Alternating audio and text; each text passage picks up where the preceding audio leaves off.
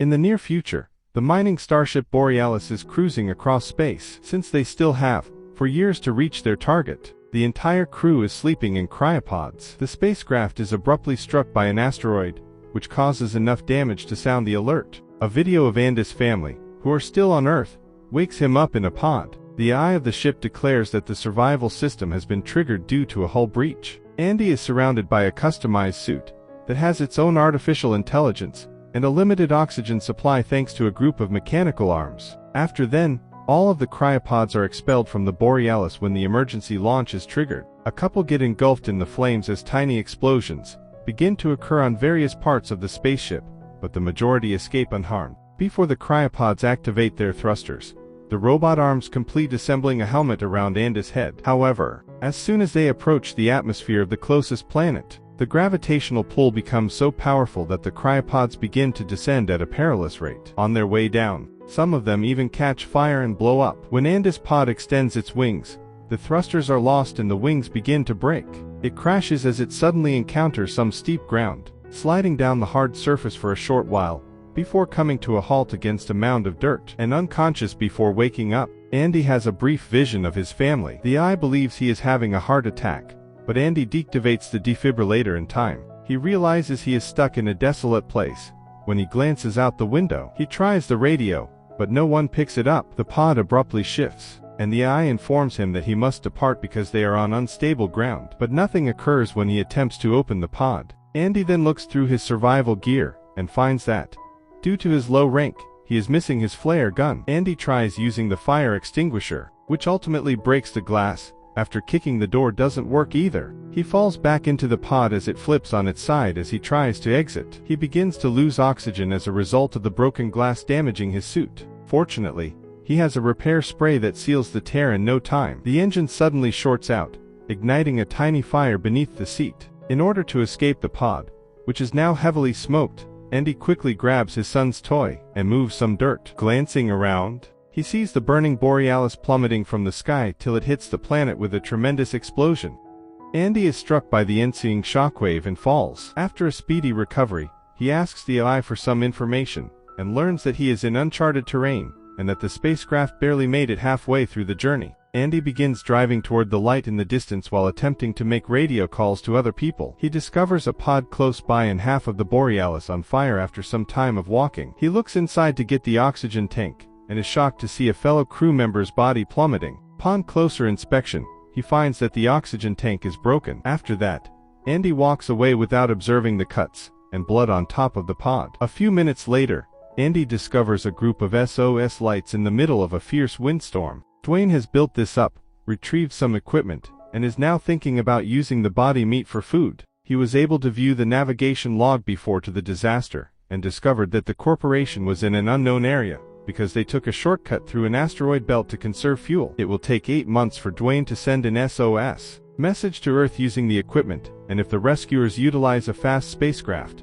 they should arrive in around 2 years. Although Dwayne notes that they might discover a way to survive in the other half of the Borealis, Andy is beginning to lose hope. Andy turns around to fix the machine after unplugging it by accident as he takes a step back. At that point, an enigmatic creature leaps in and seizes Dwayne before disappearing. Andy is by himself when he turns around at last. Andy takes Dwayne's rifle after transmitting the message to Earth, and the eye informs him that his oxygen levels are low. In order to find other survivors, Andy asks it to establish a route to the largest Borealis piece, and then begins to walk while constantly listening to the radio. When he eventually reaches a precipice, the eye acknowledges that something is amiss with its system. He screams in fury as he thinks about his family until he hears a voice on the radio. It's Naomi, another survivor. Andy chases about till he can hear her without static because the transmission isn't very good. Unfortunately, only Naomi, Andy, and Dwayne are still alive after she looked for the crew's trackers while trapped in her pod. The eye alerts Andy that her area is unstable,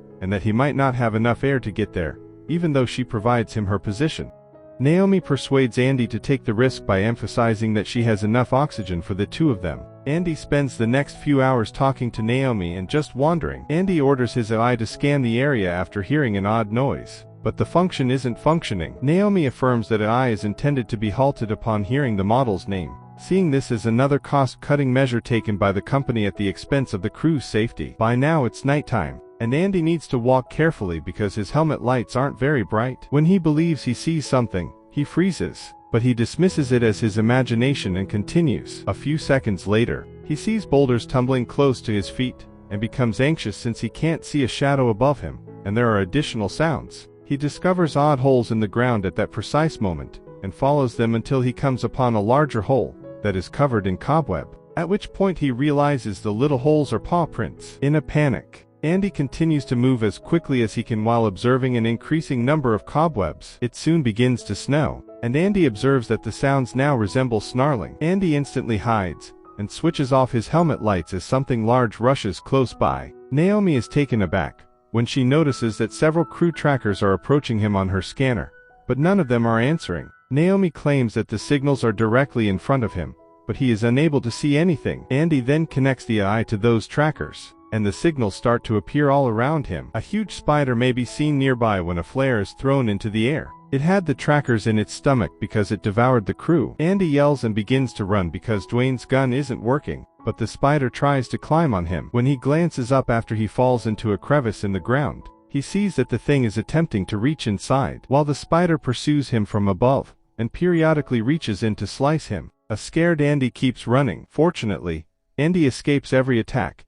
Nevertheless, he is sidetracked by the creature and falls down a cliff. Although it hurts a lot to roll down so quickly, at least the snow softens his landing. From above, the spider roars at him, but it doesn't descend. After such an incident, Andy keeps freaking out, but Naomi stops him to let him know that his oxygen levels are plummeting. Andy quickly applies the spray to his suit after discovering that the fall had caused another rip. Using all the remaining spray, he is able to shut it off. At that point, Dwayne's voice can be heard on the radio pleading for assistance as he is fending off a number of spiders. Although Andy doesn't want to combat monsters, and his scanner isn't even functioning properly, Naomi believes that he should get help from Andy. But when Naomi mentions that Dwayne will have oxygen, he reconsiders. Andy watches Dwayne shooting flares as he dashes among the downed pods, and follows them to eventually locate him. Andy must hide, and listen to the radio as Dwayne is slain since he is ready to reveal the monster's weakness, when the spider jumps on him once more. In an attempt to flee, he dashes to hide behind another pod, only to discover that another creature is approaching, also consuming corpses. Andy is able to flee and hide inside another pod after Naomi turns on the AI voice, and lights in one of the pods, distracting one of the spiders. Then, in an attempt to divert the attention of the other monster, Naomi switches on a separate pod.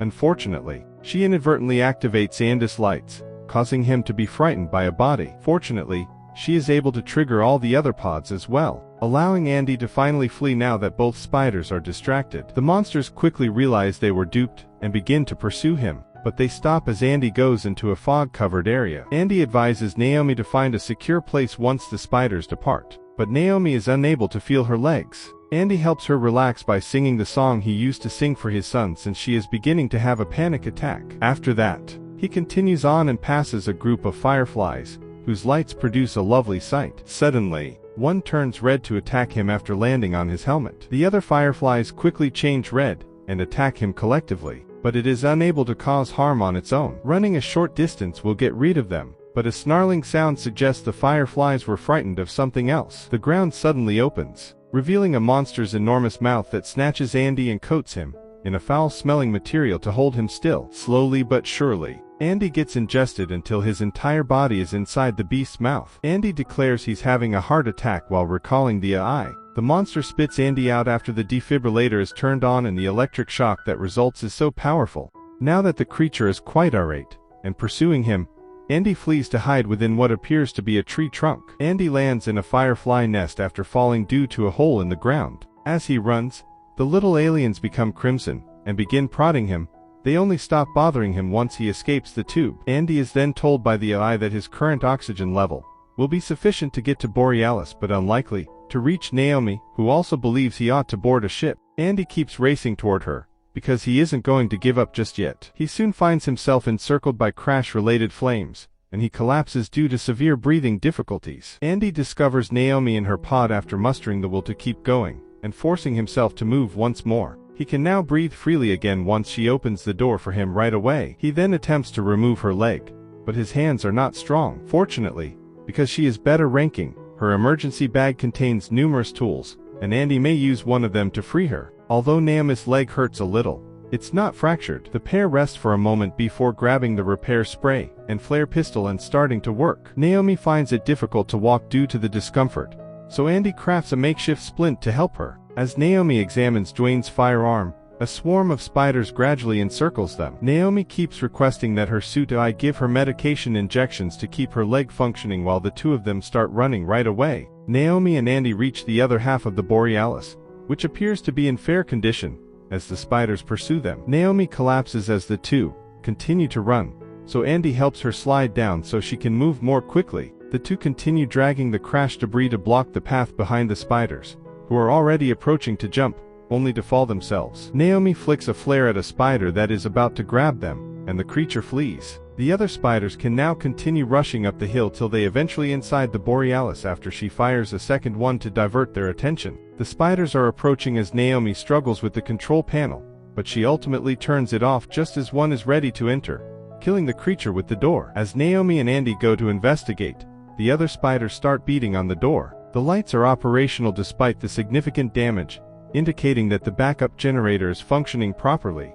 They should be able to live here until assistance arrives because the cargo hold has stable air and crates of supplies. They follow a trail of blood down a corridor until they come to the main console, which is coated with cobweb and guts. When a large spider enters and opens its guts to reveal more human parts, including a helmet, the two hide. Andy makes himself swallow vomit because he feels ill. Fortunately, the spider escapes without noticing them, and as the two attempt to move, a much larger monster emerges through a ceiling hatch. Andy shuts the door for safety right away, but Naomi chastises him, saying that they are now trapped in an airlock. Andy begins hammering the left door with a tool while the spider begins to pound on the right, but it is ineffective. They have no choice except to give up and wait for their demise. While telling Naomi that his family perished in a vehicle accident, Andy plays a video of them. Since he was driving, he now struggles with survivor's guilt. Naomi chastises him once again, and tells him that he is the reason she is still alive. As they embrace, fearing they are going to die,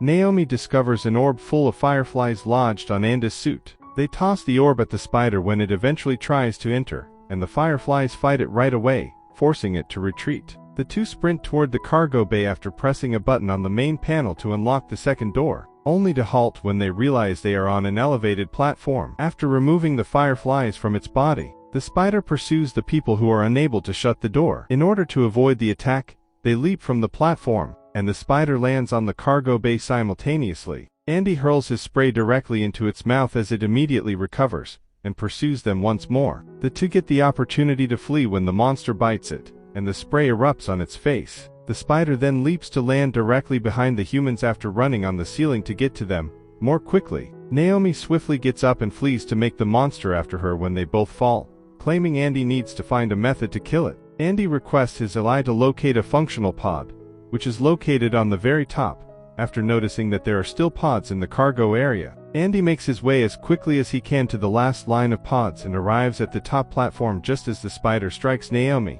Naomi then has the opportunity to get into a box after Andy switches off the lights. She discovers some emergency lights in the box.